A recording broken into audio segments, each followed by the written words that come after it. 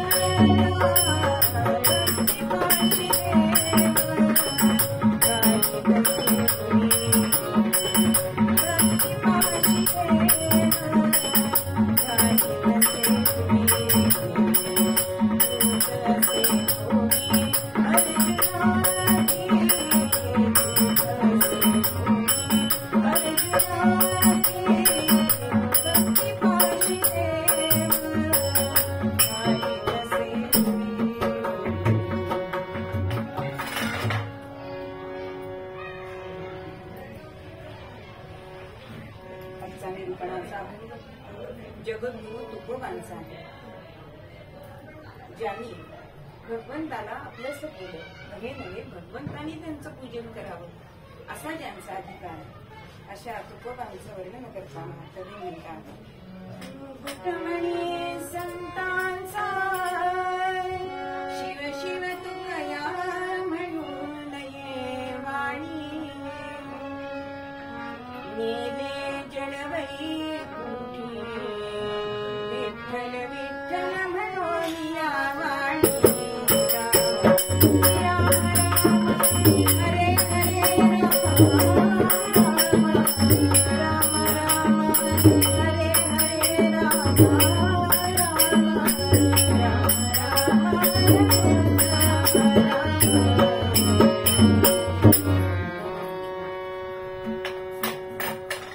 आजचा निरूपणाचा अभंग आहे.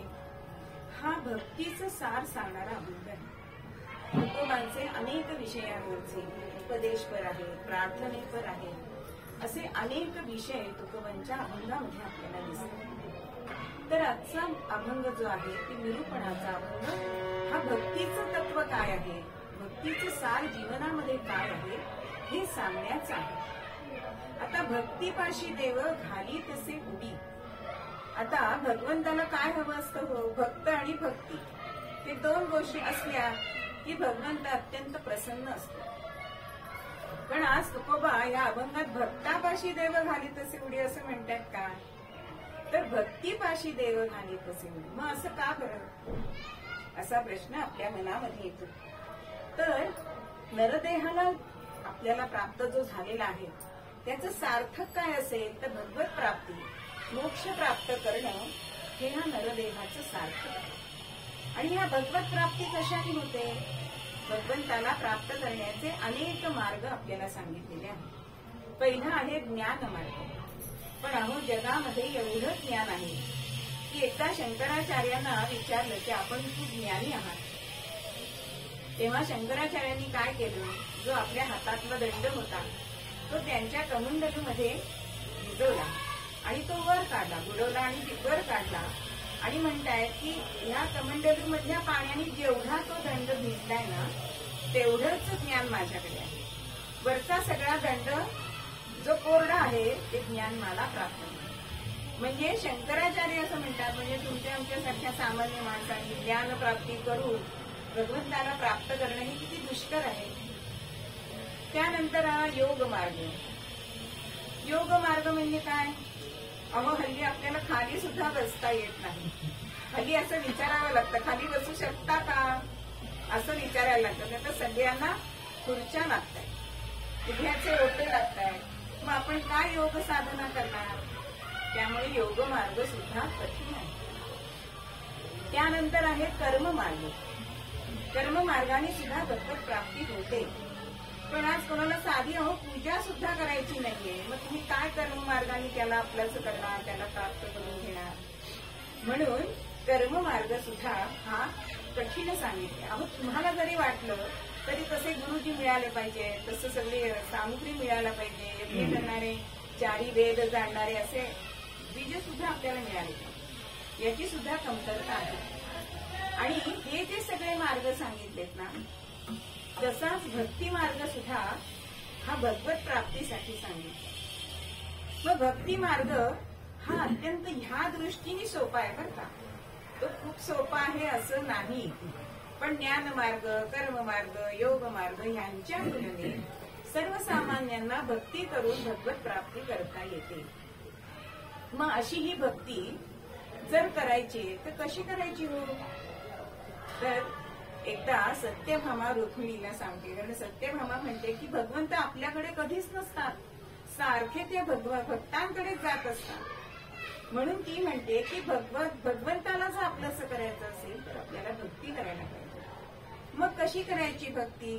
तर रुक्मिणी सत्यभामेला सांगते, काया वाचा मनसा, काया वाचा मनसा, माझी या भक्तीचा उमटला ठसा, भजन करी दिवस निशा, या नाव भगवत भक्ती.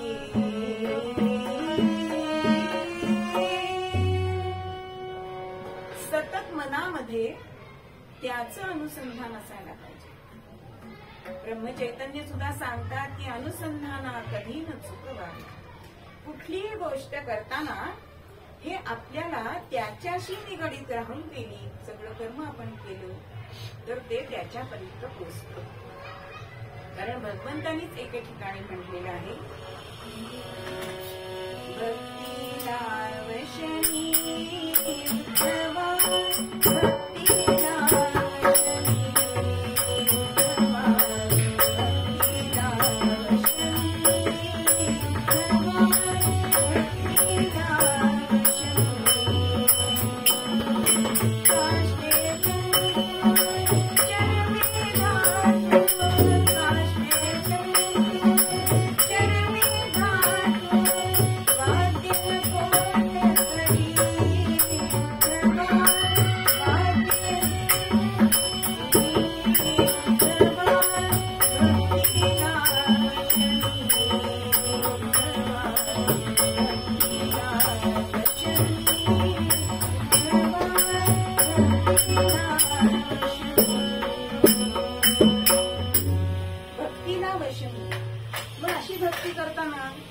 काष्टे तंतू चर्मे धातू, ही सगळी वाद्य आहेत ना. शिरवाद्य आहे, तालवाद्य आहे, डांगा म्हणजे धनवाद्य आहे, तंतुवाद्य म्हणजे व्हायोलिन वगैरे. हे तुमच्या हातात नसलं तरी चालेल. आमची आजी नेहमी म्हणायची, 2 हस्तक आणि 1 मस्तक, किंवा 10 खारका म्हणजे 10 बोट आणि 1 नारळ देवाला ठेवला की तो प्रसन्न होतो. पण तो कसा ठेवायचा आहे? तो भक्तीपूर्वक ठेवायचा. ठेवायचा आहे म्हणून ठेवायचा नाही. म्हणून असा ह्या भगवंताला जर आपण वश करायचं असेल तर भक्ती आपण करायला पाहिजे. कारण भक्तीनेच हा भगवत प्राप्ती आपल्याला होऊ शकते. आणि अशी ही भक्ती कोणी कोणी केली ते पुढच्या चरणामध्ये तुकोबा आपल्याला सांगतात की, बडीने बांधिला गोपींनी देष्टीला, पार्थरथी झाला सारथी. अहो या भक्तीने भगवंतानी काय काय केलं नाही.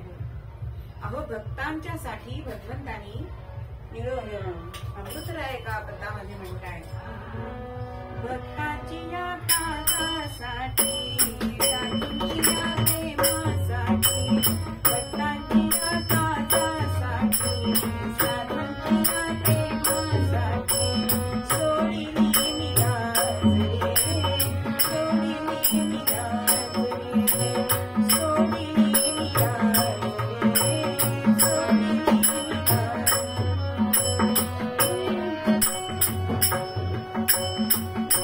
गवयांची पोरे त्यांचे काम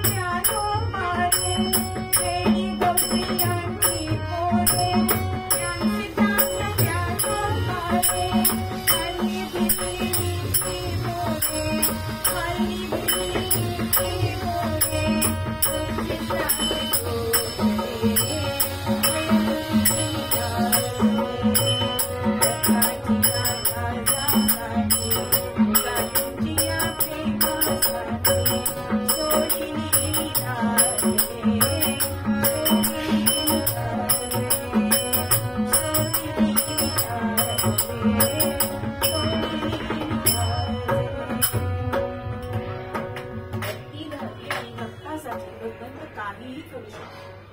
अहो शर्दीची उष्टी बोरं खाल्ली, गवळ्यांचं ताक प्यायलं, म्हणजे पूर्वी काळी ताक फुकट मिळत असेल, हल्ली आपण विकत घेतो कारण घरी करत नाही असं खाला येत असते नमन.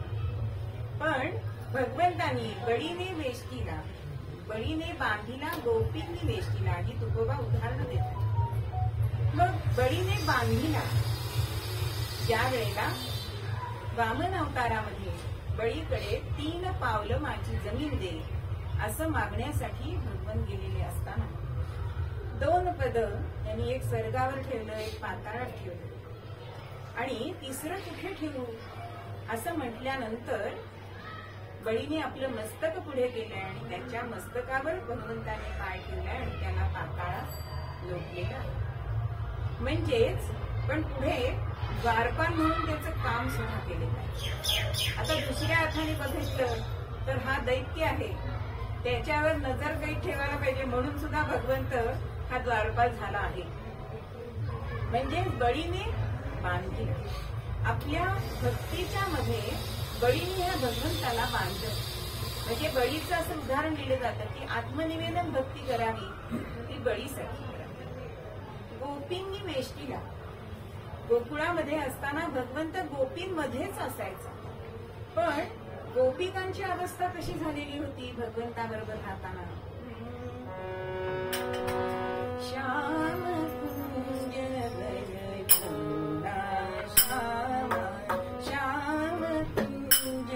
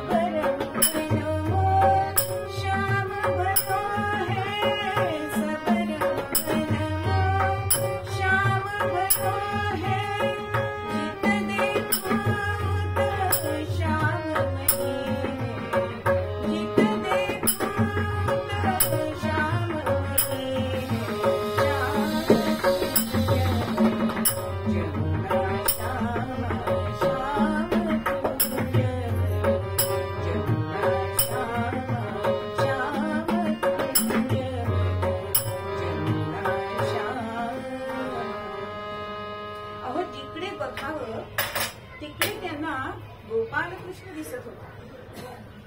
म्हणजे असं वर्णन करतात नाथ एका गवळणीमध्ये की दूध घ्या, दही घ्या असं म्हणायच्या ऐवजी गोविंद घ्या, गोपाळ घ्या. आणि खरोखरच त्यावेळी एक म्हातारी आजी त्या गवळणीकडे आली आणि म्हणते दे 800 गोविंद. पण भगवंतांनी मापत्यात छोटं स्वरूप घेतलंय बरं. असा हा भक्तांसाठी धावत येणारा असा हा भगवंत आहे आणि हा भक्तीपाशीच राहतो. म्हणून भगवंतांनी सांगितलेलं आहे की जिथे हरिकथा चालली आहे, जिथे संत जिथे राहतात तिथे माझं सतत वास्तव्य असणार आहे. कीर्तनाच्या वेळी सुद्धा आपल्या बाजूला आता सुदर्शन चक्र फिरत आहे की ह्या भक्तांचं रक्षण करण्यासाठी. अशी ही भक्ती. आणि तिसरं उदाहरण तुकोबा देतात की पार्थरथी झाला सारथी. जेव्हा महायुद्ध होणार आणि भगवंताची मदत दोघांनाही हवी असते, दुर्योधनाला सुद्धा हवी असते आणि अर्जुनाला तर हवीच हवी असते. आणि आपल्याला मदत आपल्याला जी हवी आहे ती मिळावी याच्यासाठी दुर्योधन प्रथम गेलेला आहे. आणि दुर्योधन गेलाय आणि भगवंत झोपलेले होते. अहो जागेच होते. जागे असणाऱ्याला उठवणं सोपं नसतं. आणि दुर्योधन कुठे बसलाय? भगवंताच्या उशाशी बसलाय. थोड्या वेळाने अर्जुनाची स्वारी आली आणि अर्जुन आल्यानंतर बघतोय की दुर्योधन आधी आलेला आहे. पण अर्जुनाला जी जागा हवी होती ना ती त्याला मिळाली. म्हणून तो मनात म्हणतो आज माझ्यावर दुर्योधन उपकार करतो. कारण भगवंताच्या पायाशी बसणं हेच भक्ताला हवं असतं. आणि अर्जुन भगवंताच्या पायाशी बसलाय. मनोमन वंदन केलंय आणि अर्जुन आल्याचं कळता क्षणी पांघरून बाजूला केलंय. डोक्यावरनं पांघरून घेऊन भगवंत निजले होते आणि समोर दृष्टीस लगेच अर्जुन पडले. अरे अर्जुना, कधी आलास तू? आता इकडे विषयाशी बसलेला दुर्योधन, कृष्णा मी आधी आलेलो आहे. अरे पण तू मला दिसणार कसा? तू माझ्या विषयाशी बसल्यामुळे तू मला दिसणार आहे. बरं, आता मग जो मला दिसलाय त्याला मी आधी विचारू ना की तुला काय हवी आहे बद्दल. तेव्हा दुर्योधन म्हणतो, छे छे, जो आधी आलाय त्याला पहिला मान मिळाला पाहिजे. आता कृष्णा म्हणतोय, ठीक आहे की तुला हवाय ना. खरं म्हणजे लहान अर्जुन पण आहे बरं का, आणि तो मला आधी दिसला, पण तू म्हणतोयस म्हणून तुला आधी विचारतो की काय हवंय. तेव्हा दुर्योधन सांगतोय की तुझी मला सेना हवी. 18 औक्षणी सैन्य होतं भगवंताचं. आता परत अर्जुन मनामध्ये म्हणतोय की आज माझ्यावर उपकारच उपकार दुर्योधन करतोय, कारण मला त्याचं सैन्य नकोच होतं. मला माझ्याकडे भगवंत हवा होता. अहो, जिथे भगवंत आहे तिथे यशस्वी येणारच आहे, हे भक्त जाणून असतात. आणि त्याप्रमाणे भगवंत सांगतोय की मी तुझ्याकडे येईन, पण मी हातात शस्त्र धरणार नाही. न धरी शस्त्र करी मी सांगीन युक्तीच्या गोष्टीच्या, असं भगवंतांनी सांगितलं. आणि मी तुझं सारथ्य करीन. सारथ्य करणं हे सोपं नाही, कारण जेव्हा समोरून बाण येतात त्यावेळी घोड्यांना काय वरती उतरायचंय, खाली उतरायचंय, ते वार आपल्या अंगावर झेलायचे. असं सारथ्य मोठं कठीण असतं आणि ते काम भगवंतांनी भक्तासाठी केलेलं आहे.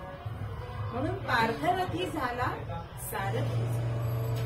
आता इथे भक्ती पाशी असं सुद्धा म्हटलंय, म्हणजे पाशी म्हणजे जवळ असा एक अर्थ होतो, आणि पाश म्हणजे बंधन असा पण एक अर्थ होतो. की भगवंताला भक्त हे काय करतात की भक्ती पाशामध्ये हे अडकवून ठेवतात, बांधून ठेवतात. म्हणजे प्रेमरज्जू असतात ते. म्हणून जनाबाई सुद्धा म्हणतात की धरीला पंढरीचा जोड प्रेमे बांधून या. असे हे भगवंताला भक्त हे बांधून ठेवतात. आणि पाश म्हणजे आपल्याला अनेक पाश आहेत बघा. जगामध्ये आपण व्यवहारामध्ये वागत असतो, आपण स्वतःसाठी किती जगतो हो.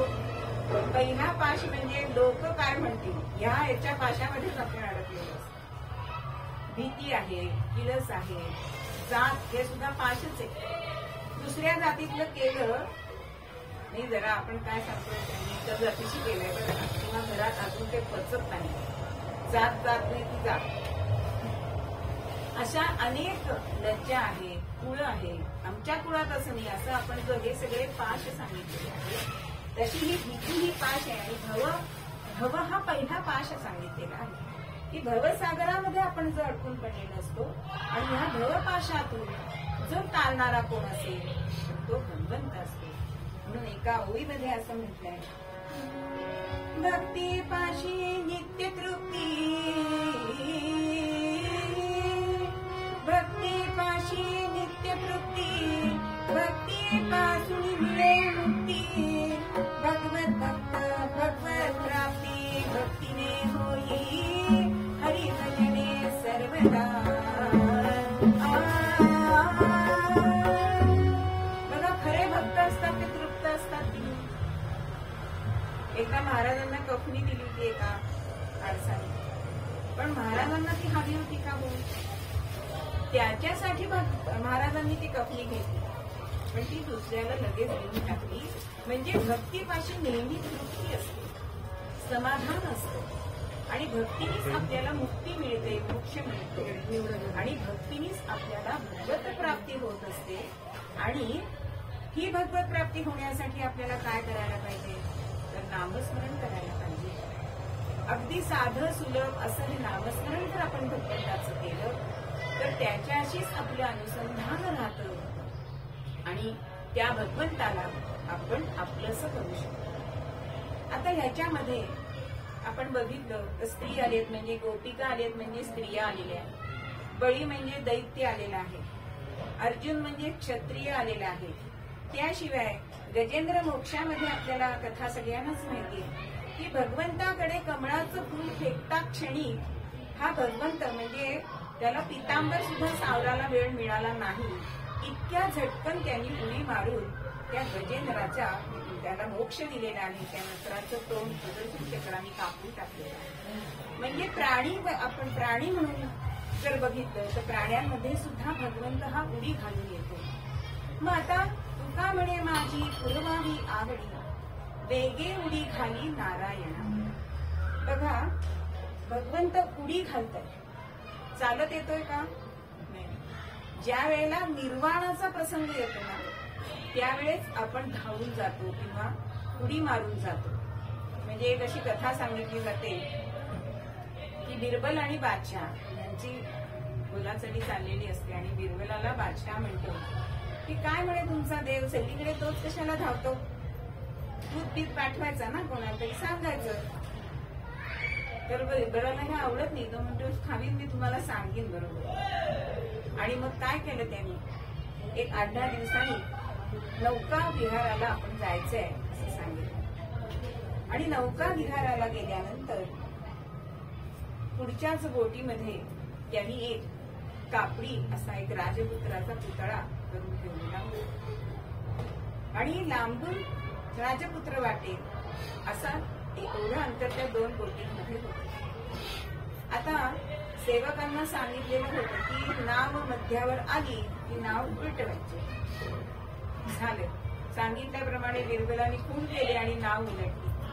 कारण बादशाने आधी विचारलंय म्हणजे राजपुत्र सुद्धा नौका विहाराला आलेल्या.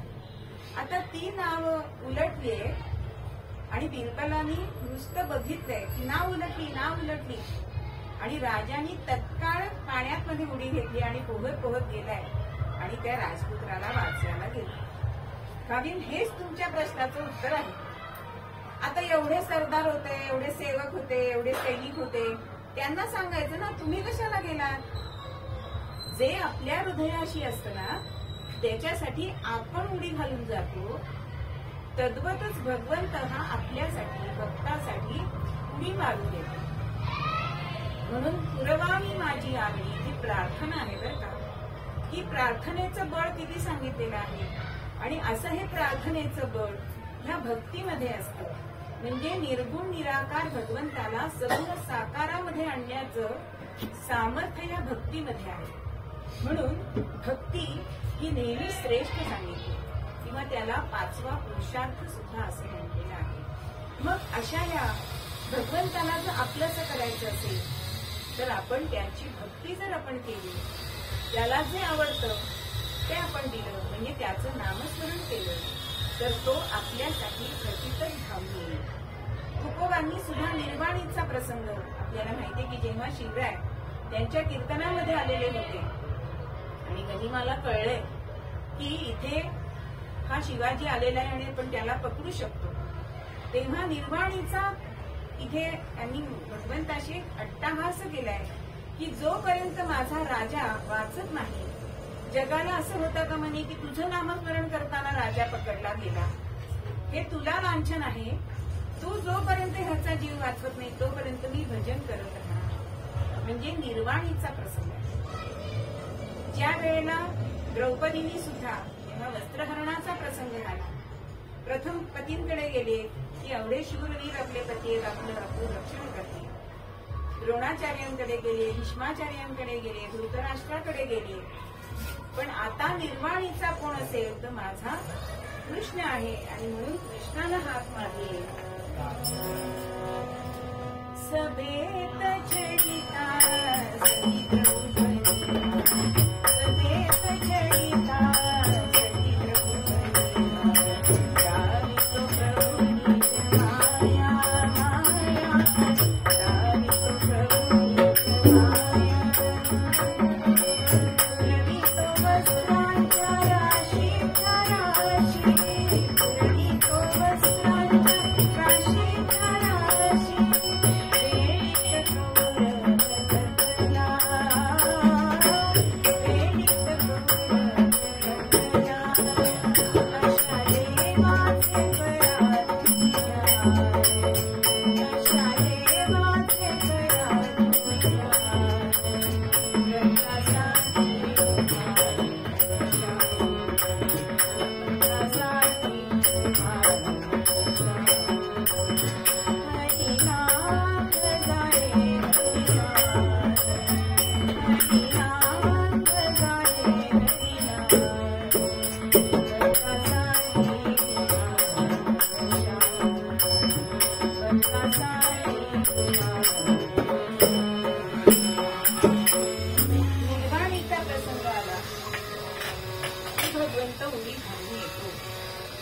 बघा, उडी ही नेहमी दोन्ही पायांनी टाकली जाते.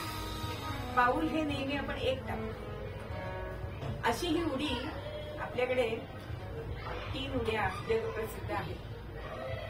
पहिली म्हणजे आमच्या मारुतीरायांनी जी लंघन केलं, समुद्र लंघन केलं आणि लंकेला गेले, ती मोठी उडी जी आज तागायत गायली जाते.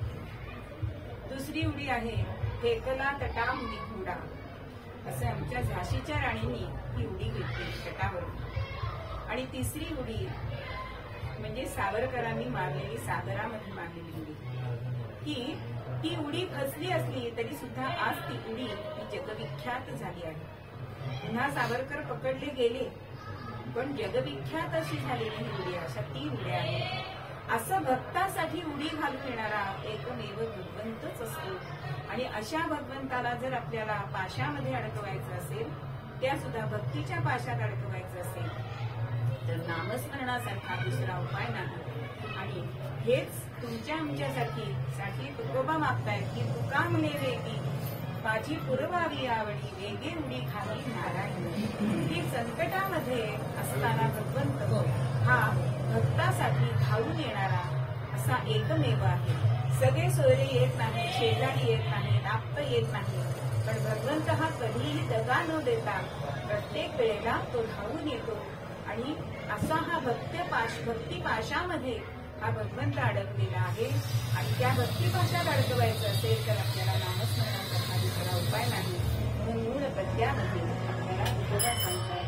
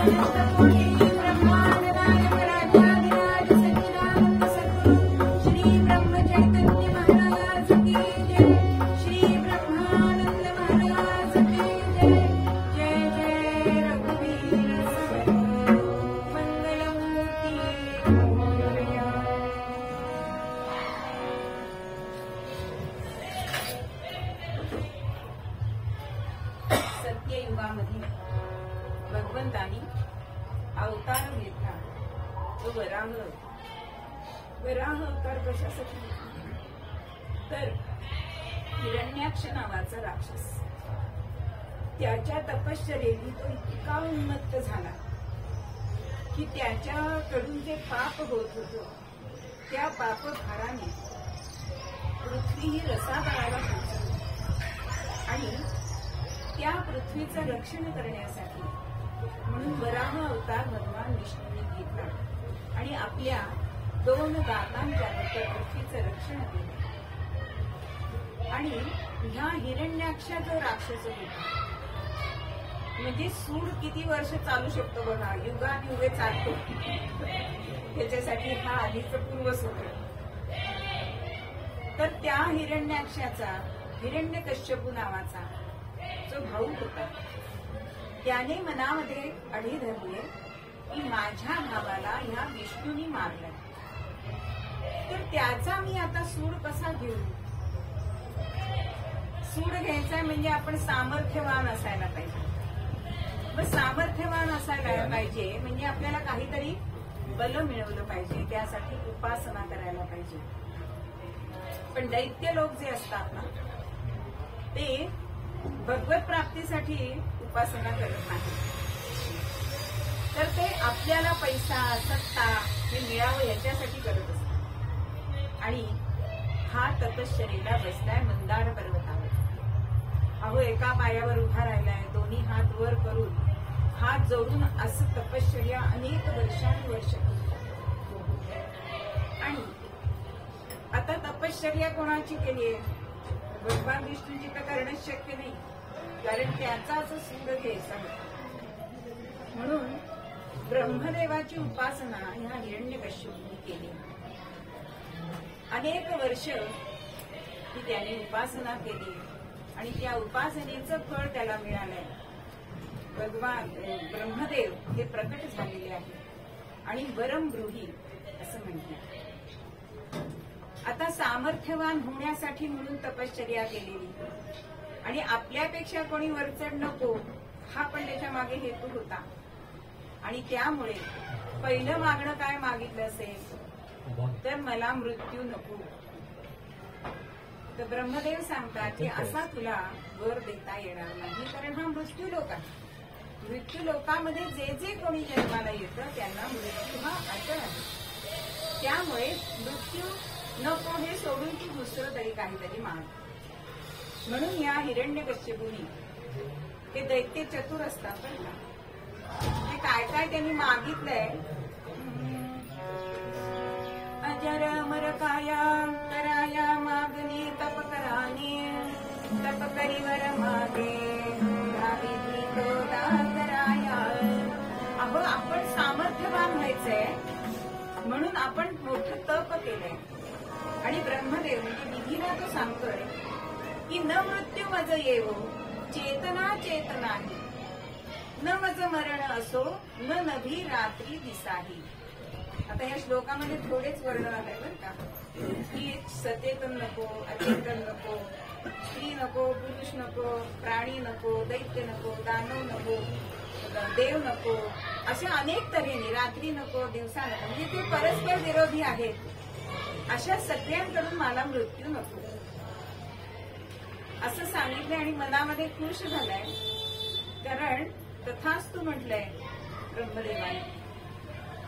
आता आपण अमरच झाल्यामध्ये जमा आहोत असं मनामध्ये मानतोय, पण ब्रह्मदेव म्हणतोय की ह्या सगळ्यांचं संधिकाम मी केलेलं आहे ना, हे कुठे माहितीये याला.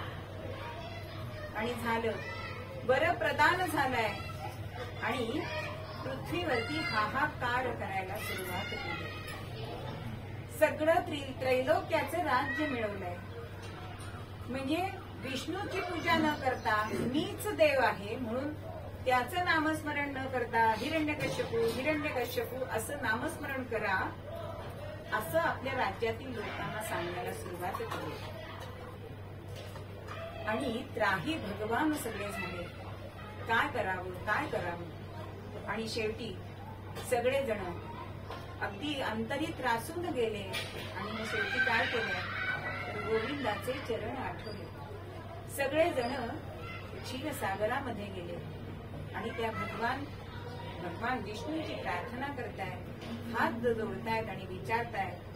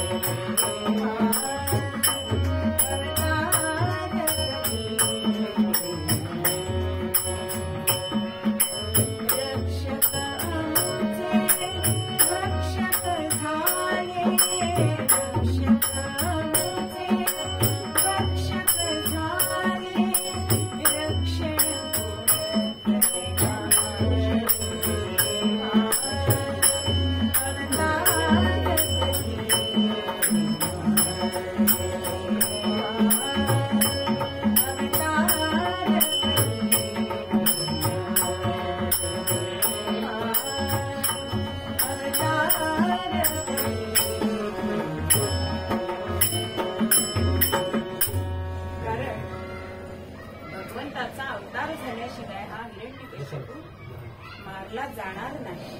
म्हणून भगवंताला विचारतायत की भगवंता, आमचा रक्षक म्हणजे आमचा राजाच आमचा भक्षक झाला, मग आमचं रक्षण कोण बरं करणार तुझ्याशी?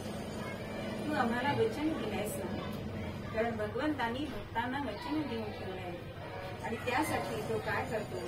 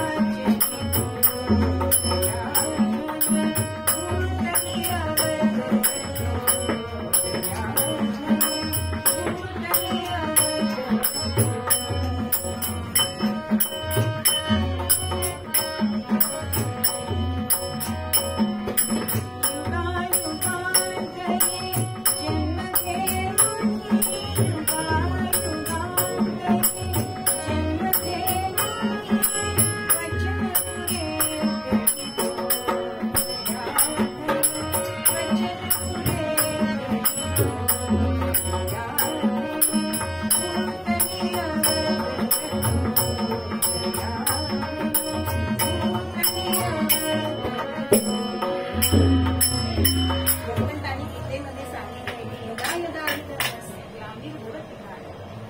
जेव्हा जेव्हा धर्माला ग्लानी येईल त्या त्यावेळी मी अवतार घेईन. आता अवतार घेणं म्हणजे भगवंतांनी त्याच्या जागेवरून खाली येणे अव अधिकृत. मग भगवंताचे अनेक अवतार आहेत. मग काही अंश अवतार आहेत, काही अंशांश अवतार आहेत, काही आदेश अवतार आहेत, काही पूर्ण अवतार आहेत, काही पूर्णतम अवतार आहेत, काही कला अवतार आहेत. म्हणजे नारद वगैरे हे कला अवतारात येतात. अंशांश म्हणजे आपण संत जे म्हणतो ते भगवंताचे अंशांश अवतार आहेत. मत्स्य कूर्म हे अवतार आहेत, ते अंश अवतार आहेत. नारसिंह, परशुराम हे आवेश अवतार आहेत आणि राम हे पूर्ण अवतार आहेत आणि पूर्णतम अवतार म्हणजे भगवान श्रीकृष्ण. असे भगवंताचे अनेक अवतार.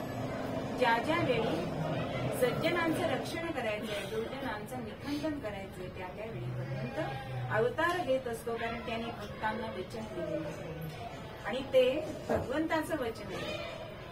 तर मतदान मागायला येतात आणि 5 वर्ष डुंबून बघत नाही, अजून एका लागायचंय असं. पण हे भगवंताचं आश्वासन आहे, वचन आहे आणि तो नेहमी पूर्ण करत असतो.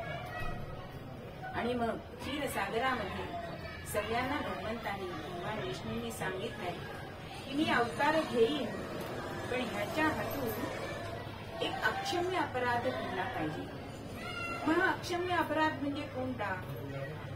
तर जो माझा भक्त आहे त्याचा अनन्वित छळ जर ह्याच्या हातून झाला तर मी अवतार घेईन.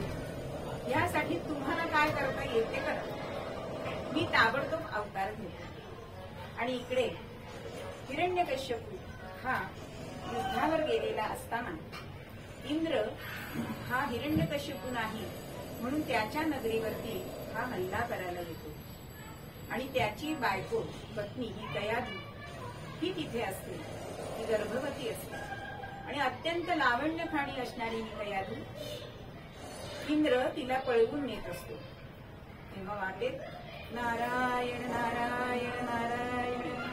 अहो, ज्यांना कळीचा नारद म्हणताय म्हणजे खरं कळकळीचे नारद आहे असे नारद तिथे भेटत आहेत आणि इंद्राची चांगलीच कानउघडणी करतायत. तू देवांचा राजा आहेस हे तुला वर्तन शोभत नाही.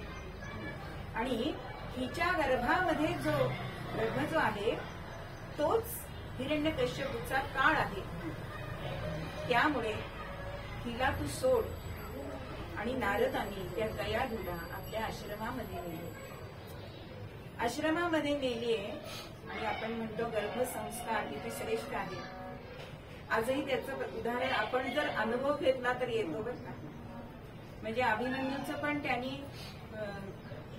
गर्भामध्ये ऐकलेली गोष्ट चक्रव्यूह तोडायचंय पण ते तोडलं पण सुटायचं कसं हे त्यांनी ऐकलेलं नव्हतं. म्हणजे तो गर्भी संस्कार होत असतो त्याप्रमाणे हा गर्भसंस्कार नारद मुनी कयाधूवरती करतात. अखिल जगामध्ये हा भगवंत घडून राहिलेला आहे.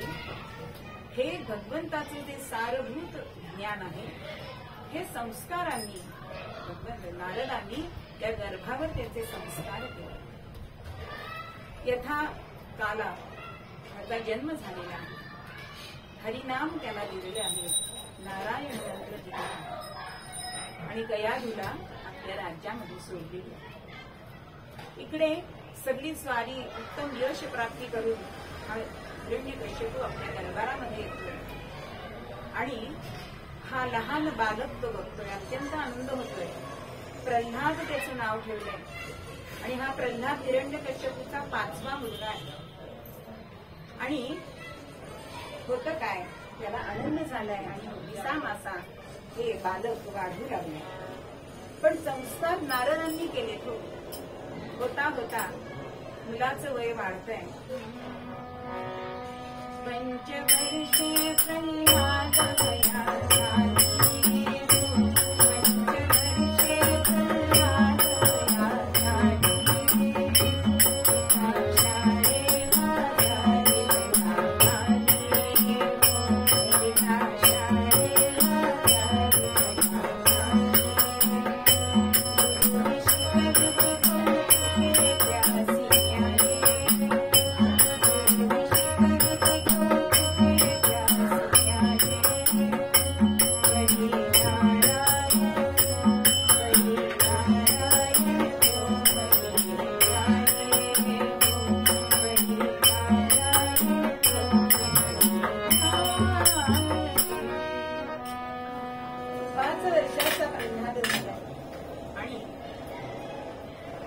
त्याने गुरुकुलामध्ये घातलाय.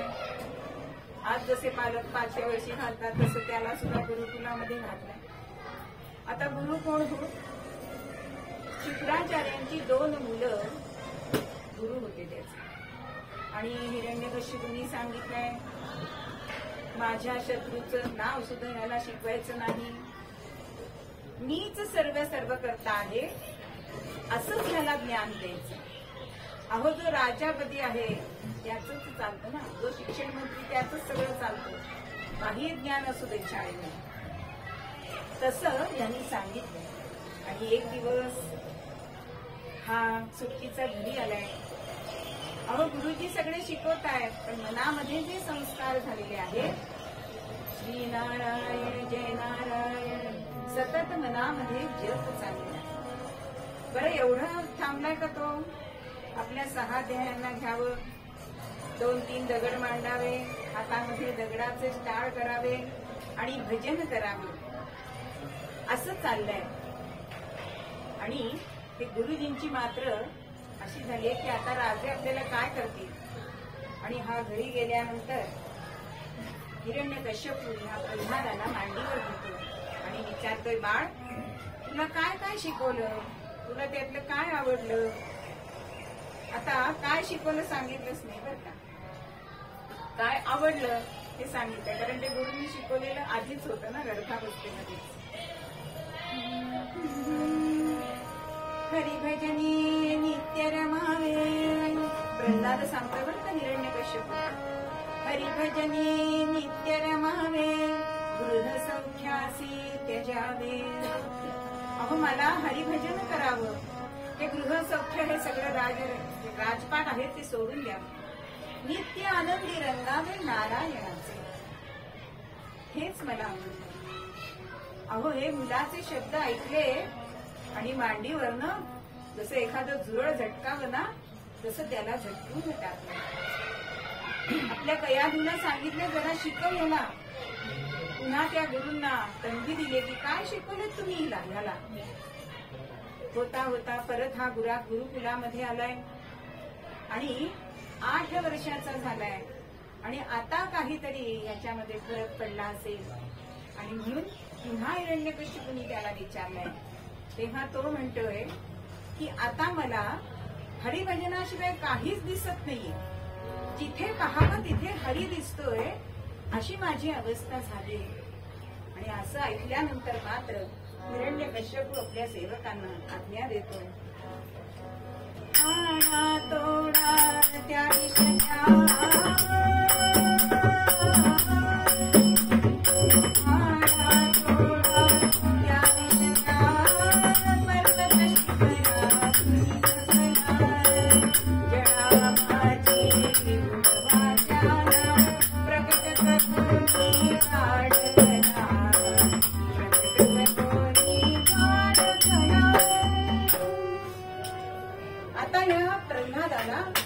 सोडायचं नाही. माझ्या शत्रूचं हा नामस्मरण करतोय आणि म्हणून मनामध्ये अत्यंत चिडलाय आणि सेवकांना आज्ञा दिली की येन कैन प्रकारेने ह्याला मारा. जो कोणी याला ठार मारेल त्याला मी मोठं बक्षीस देईन. आणि असं सांगितलंय आणि झालं. शिक्षा करायला सुरुवात झाली. गजापायी तुडविला, गजापायी तुडविला, अग्निकुंडा माझी घातिला, जडा माझी बुडविला, पोटी पाषाण बांधोनी. अहो हत्तीच्या पायी दिलाय, पर्वत शिखरावरून त्याला ढकलून दिलाय. पण भक्तिपाशी देव खाली तसे उडी, हे जे आपण पूर्वरंगामध्ये बघितलं त्याप्रमाणे अहो एखादं चेंडू झेलावा तसं भगवंतांनी त्याला शिखरावरनं ढकलल्यानंतर हातात झेललं. पण ह्याचं नामस्मरण सुटलं नाही हो. म्हणून तुकोबाच एका अभंगामध्ये म्हणतात, अग्निकुंडा माझी घातला प्रल्हाद, अग्निकुंडा माझी घातला प्रल्हाद, कडी गोविंद मी सखेना, कडी गोविंद मी सखेना, अग्निकुंडा माझी घातला प्रल्हाद, अग्निकुंडा माझी घातला प्रल्हाद, अग्निकुंडा माझी घातला प्रल्हाद. अहो अग्निरूपे झाला सखा नारायण. अहो तो अग्नी सुद्धा प्रल्हादाला नारायण भासतो. आता कोणताच उपाय चालत नाही, हा मरत नाही. त्याची बहीण होलिका त्याच्या मांडीवर दिलाय आणि तिला असं वरदान मिळालेलं होतं की तिच्याकडे अशी शाल होती की ती अंगावर घेतल्यानंतर ती अग्नीमध्ये जळणार नाही. पण हे दैत्य असतात तर त्या मागचं तत्व जाणत नाही, कारण तिला असं सांगितलं होतं की परोपकारासाठी केलंस तर तुला त्याचा उपयोग आहे. पण प्रल्हादाला मारण्यासाठी त्याचा उपयोग केला आणि ती स्वतःच जळून गेली आणि म्हणून दरवर्षी आपण वाईट जळण्यासाठी होळी प्रज्वलित करत असतो. आता हिरण्यकश्यप म्हणतो कसं ह्याला मारायचं म्हणून कयाधूला बोलवतो आणि तिला सांगतोय की तुझ्या हाताने त्याला विष प्यायला द्यायचं. आता मुलाचं प्रेम प्रत्येक आईला असतं, पण आपल्या आर्य स्त्रिया ह्या पती आज्ञा पाळणाऱ्या होत्या आणि तेच तिने केलं. विषाचा प्याला ती घेऊन आली, प्रल्हादाजवळ येते आणि त्याला म्हणते जहाँ ते तुझ दूध पाजिले, जहाँ ते तुझ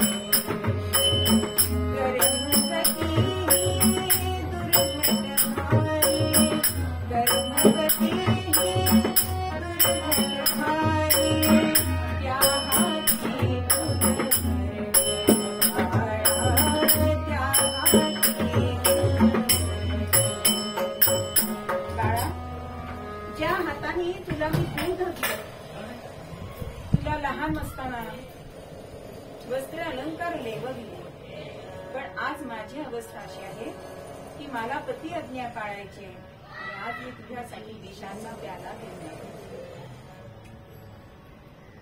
पण आमचा प्रल्हाद लहान असताना तरी आईची समजूत नव्हतं.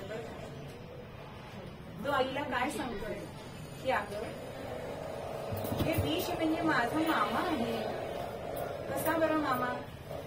कारण नारायण माझा बाप आहे, लक्ष्मी त्याची आई आहे, लक्ष्मी समुद्र मंथनातून निघाली आणि विष सुद्धा हलाहल सुद्धा समुद्र मंथनातून निघालाय, म्हणजे लक्ष्मीचा भाऊ हलाहल आहे. मग तो भाच्याला त्रास देईल का, त्याला मारेल का? अशी आईची समजूत 8व्या वर्षी घालतोय प्रल्हाद आणि नामस्मरण करत करत तो विषाचा प्याला प्यायला. पण जिथे भगवंताची इच्छा नसते ती गोष्ट घडत नाही. अहो ते विष सुद्धा अमृत ठरलाय, प्रल्हादाचा प्राण गेला नाही. हे जेव्हा हिरण्यकश्यपूला कळलं त्यावेळेला दाण दाण पावलं टाकीत तो अंतर्गृहामध्ये आलाय, प्रल्हादाचा हात धरलाय आणि राज दरबारामध्ये त्याला गेलाय आणि मनामध्ये विचार करतोय की मी एवढा सामर्थ्यवान आहे, पण हा सारखा ज्याचं नामस्मरण करतो तो माझ्यापेक्षा सामर्थ्यवान आहे तरी कुठे तो. म्हणून दरबारामध्ये त्याला नेलंय आणि मुखाने शांतपणे नामस्मरण करणारा प्रल्हाद. आणि तितकाच बघा, समोरचा जर रागवला असेल आणि आपण शांत बसलो तर त्याचा राग अजून दुप्पट उफाळून येतो की हा काहीच कसं बोलत नाही. तसं परिस्थिती या हिरण्यकश्यपूची झाली आणि त्यांनी विचारलंय भुजंगासने मुदित झाला भुजंगासने वरुणाला प्रल्हादासी तुझे हो आलो, प्रल्हादासी तुझे हो आलो. प्रल्हाद म्हणे व्यापून सकली होती वसनासे, प्रल्हाद म्हणे व्यापून सकली होती वसनासे.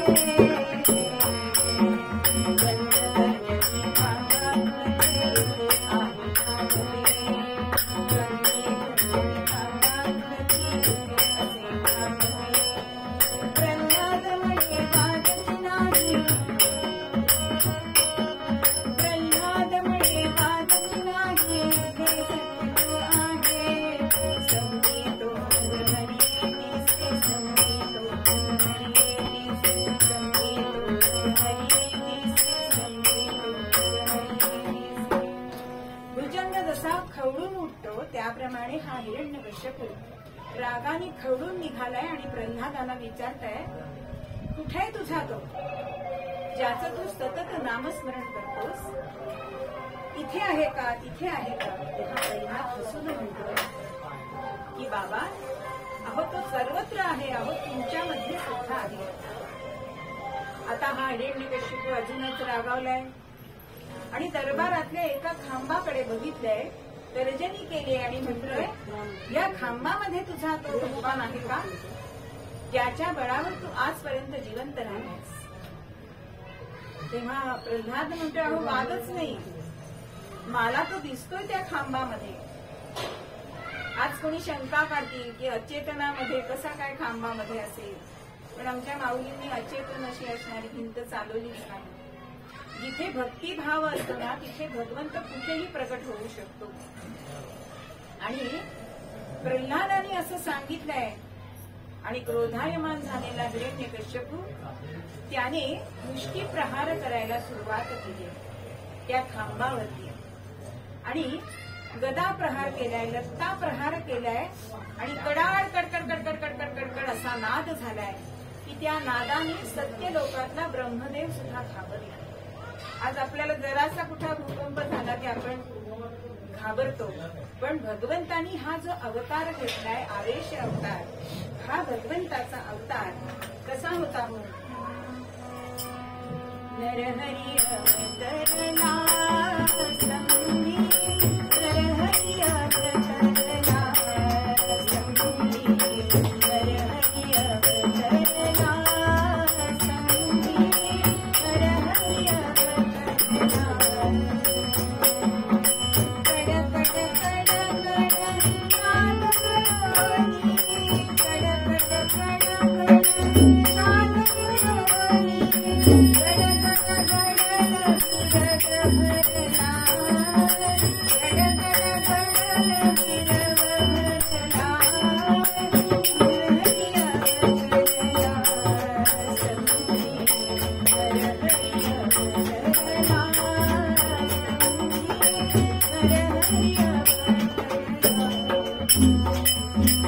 वैशाख शुद्ध त्रयोदशी बरोबर तिन्ही सांगला भगवंतानी त्यांनी मागितलेल्या वरातले सगळे दुवे ते जोडलेले आहेत. आता त्यांनी मागितलं होतं मला अचेतन नको, सचेतन नको असं मागितलं होतं, म्हणून भगवंतानी रात्री नको, दिवसा नको म्हणून संध्याकाळी भगवंतानी अवतार घेतलेला आहे. आणि आत नको, बाहेर नको म्हणून उंबऱ्यावरती घेतल्या. म्हणून पूर्वी आपल्या घराला उंबरे असत, आता उंबरे नाही, पण उंबरा हा मर्यादा आहे. पण आज आपल्याला उंबरे दिसत नाही. तर ह्या उंबऱ्यावरती भगवंतानी त्या हिरण्यकश्यपूला मांडीवर घेतलेला आहे. आणि सचेतन नको, अचेतन नको, शस्त्र नको, अस्त्र नको. आता बघा, नखही अचेतन आहेत का, तर वाढ होतीये, पण कापली तर दुखतात का, नाही दुखत. म्हणून शस्त्र म्हणून त्यांनी नख वापरले. आणि मानव नको, पशु नको म्हणून मस्तक आहे ते सिंहाच आहे आणि बाकीचा देह हा मनुष्य देह आहे. असा नृसिंह अवतार ह्या ठिकाणी झालेला आहे. भगवान नृसिंह महाराज की जय, भगवान नृसिंह महाराज की जय, भगवान नृसिंह महाराज की जय. असं तुम्ही सगळ्यांना या सगळ्यांनी लाईन या एक लाईन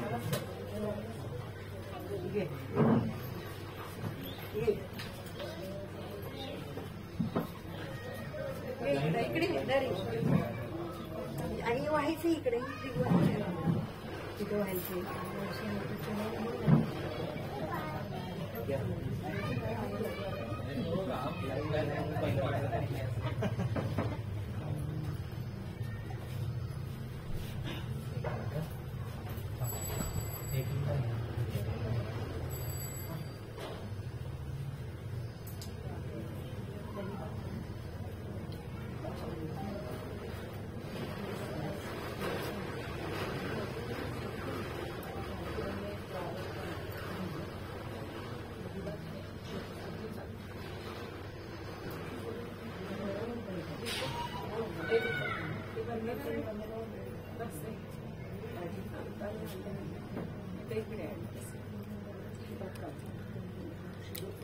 वर्ण ना वर्ण का नाही वरून नाही मग हा ते लाल दाव